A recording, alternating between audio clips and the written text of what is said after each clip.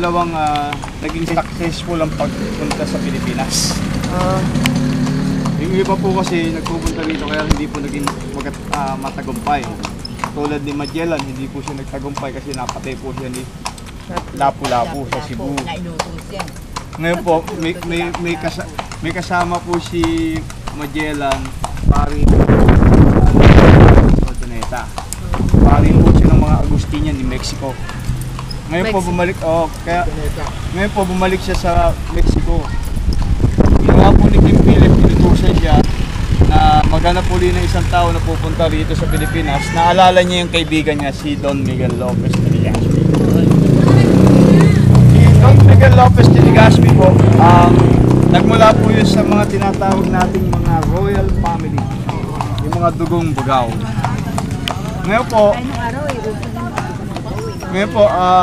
ginawa po ni Ordoneta, kinumbinsin niya po si Legazpi na pumunta rito. Ngayon po si Legazpi, nagmula po yan sa mga royal family. Pangalawang anak po siya. Ngayon pag pangalawa kang anak, wala kang pangalan. Si Don Miguel? Sabi ni Ordoneta, kung gusto mo magkaroon ng pangalan, pumunta ka sa Pilipinas. Ito po, Memorial Park of Filipino mo, ma'am. More than 100,000 po nailibing dyan sa loob na isang buwan. Kailan? Noong World War II, noong 1945. Noong February 3 at March 3, 1945. Kaya tayo nakapon? Opo. 1,000? 100,000. More than 100,000. Yan po, dating Colegio de Santa Isabel. Yan po, si Legazpi.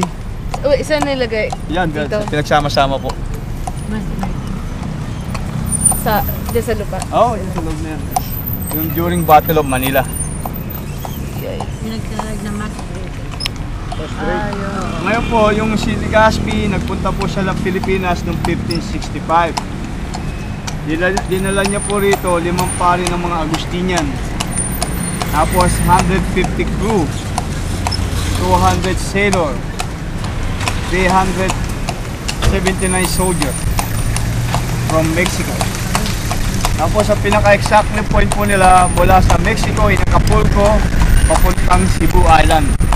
Ngayon, nandun na po sila sa Cebu, naghanap po sila ng isang lugar na pag-ano po nila ng kalakalan. Kaya napunta po sila sa Intramuros. Kaya po tinayo po ni Miguel Lopez de Legazpi ang Intramuros noong June 24, 1571. Kasi ito lang po ang Maynila nung araw. Ngayon, napakalaki po ng Maynila. Ito lang ang Maynila noon. Pero hindi ang pangalan niya Intramuros, hindi Manila. San Agustin Church yan, diba? Pwede kayo mag-picture. Picture muna kayo.